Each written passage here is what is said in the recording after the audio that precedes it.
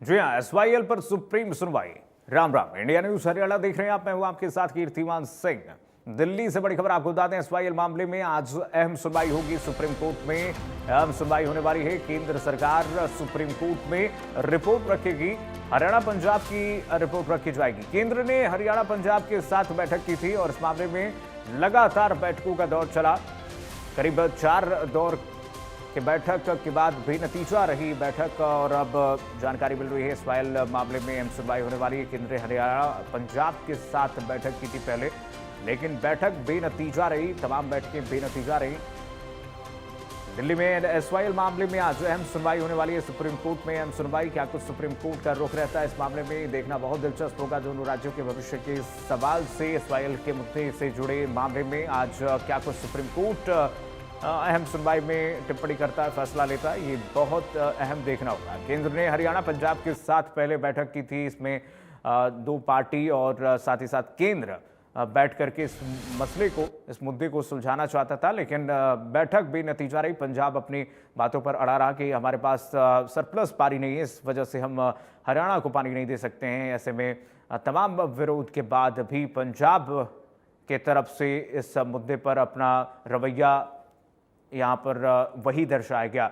आइए आपको दिखा देते हैं किस तरीके सुप्रीम कोर्ट पर एसवाईएल पर जो आज सुनवाई होने वाली है। इससे पहले पूरा मामला जरा आप देखिए, जरा एसवाईएल पर सुप्रीम सुनवाई। एसवाईएल पर 6 मई को पिछली सुनवाई हुई थी। आपको जानकारी दे दें कि जस्टिस गवई ने पंजाब सरकार को फटकार लगाई थी। पंजाब सरकार से कहा गया था कि ये मनमानी नहीं तो क्या है। पंजाब सरकार फिर भी नहीं माने। आदेश की पालना न करना सुप्रीम कोर्ट ने मनमानी बताया था।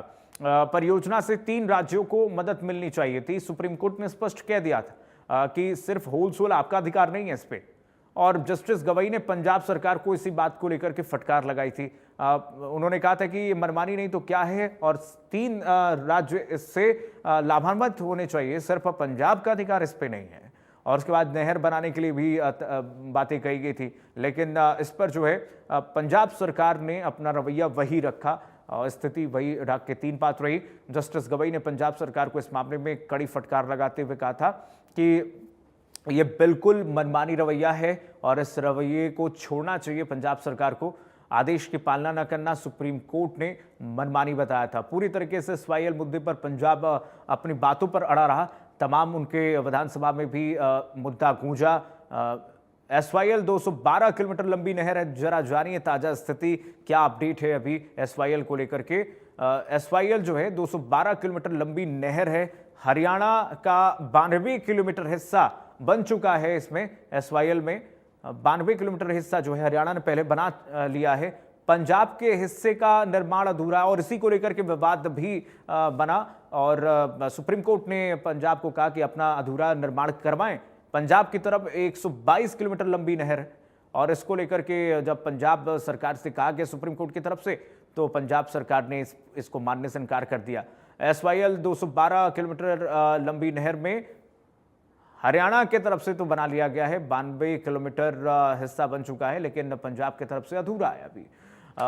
दीपक शर्मा हमारे साथ जुड़ गए हैं, ब्यूरो चीफ, तमाम जानकारी के साथ।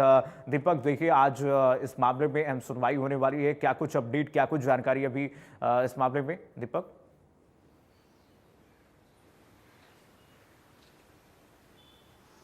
जी बिल्कुल, एसवाईएल यानी सतलुज यमुना लिंक नहर एक ऐसा मामला जो कि दशकों से ये मामला है। दशकों से ये मामला तब से, जिस तरीके से जब हरियाणा और पंजाब एक हुआ करते थे तब से ये मामला था। उस समय की अगर बात की जाए तो ये जब अलग हुए हरियाणा और पंजाब, तो एक संधि भी उसके बाद हुई थी कि हरियाणा को पंजाब के द्वारा एसवाईएल के माध्यम से पानी दिया जाएगा। लेकिन समय अनुसार जमीन आवंटन हुई, अधिकृत हुई, नहर का निर्माण हरियाणा में हुआ, लेकिन पंजाब में ये मुद्दा कहीं ना कहीं राजनीतिक हो गया, जरूरतों से ज्यादा सियासी मुद्दा ज्यादा बन गया।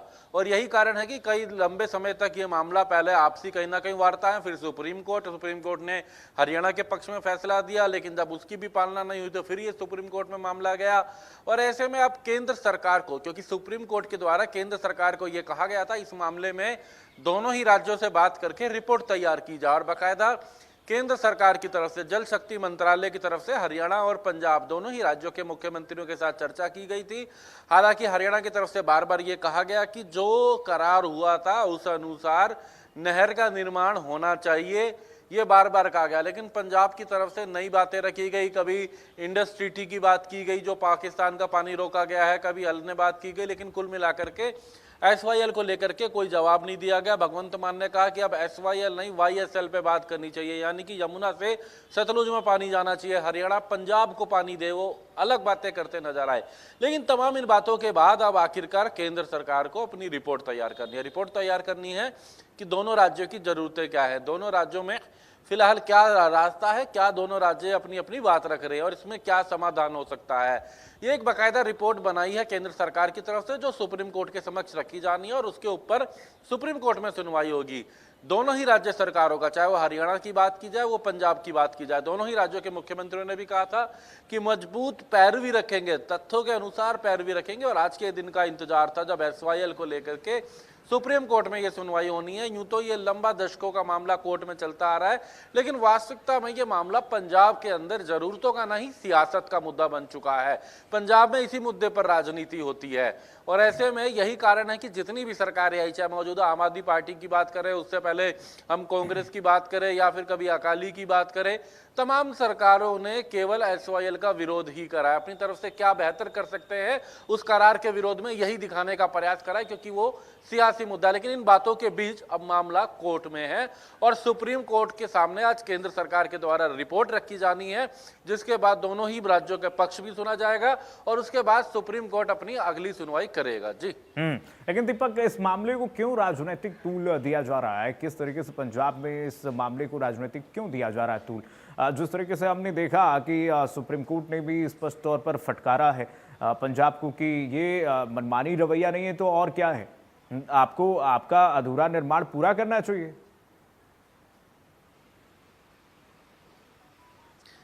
देखिए, सबसे बड़ी बात भी यही है, सुप्रीम कोर्ट भी यही कह रहा है कि पानी का मुद्दा बाद में देखा जाएगा, वो ट्रीटी देखेगा, वो जल शक्ति विभाग देखेगा करार के अनुसार, लेकिन सबसे पहला मुद्दा है उस नहर का, उसके ऊपर कार्रवाई होनी चाहिए।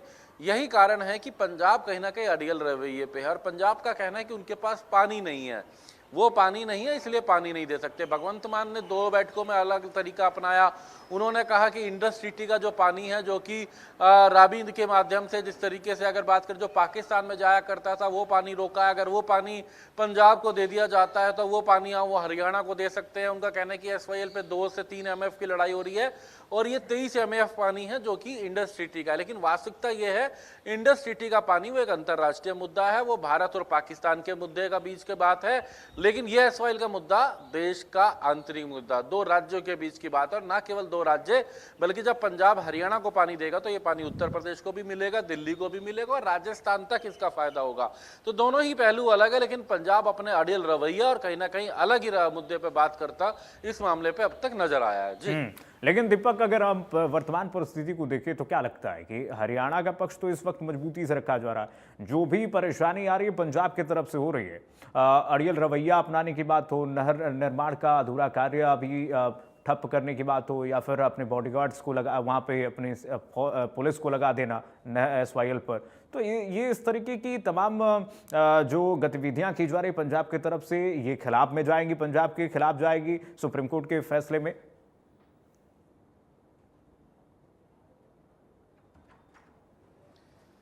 देखिए, कुछ टेक्निकल कारणों से सही से आवाज़ नहीं आपके सुन पाया, लेकिन जहाँ तक मैं बात करना चाहूँ कि अड़ियल रवैया पंजाब की बात की जा रही है और यहाँ सुप्रीम कोर्ट ने भी यही बात स्पष्ट यहाँ पर रखी है कि सबसे पहले नहर का निर्माण होना चाहिए, लेकिन पंजाब की सरकार एक अड़ियल रवैये के साथ चल रही है और सुप्रीम कोर्ट के निर्देशों की पालना करनी होगी।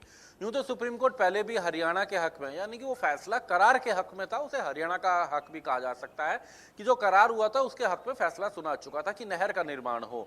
वो नहर का निर्माण नहीं होता, पंजाब की सरकार ने मानने से इनकार कर दिया था। मौजूदा अकाली सरकार ने, माफी चाहूंगा, मौजूदा आम आदमी पार्टी ने, उससे पहले कांग्रेस ने, उससे पहले अकाली दल की सरकार ने।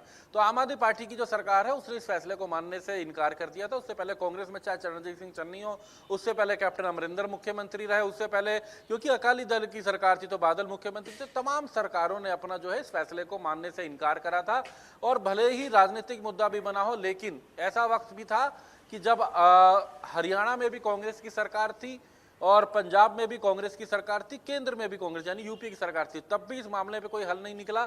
ऐसा भी समय आया था जब अकाली दल की सरकार थी पंजाब के अंदर, जो कि भाजपा के सहयोगी थी, और केंद्र में भी भाजपा की, तब भी इस पे कोई समाधान नहीं निकला था।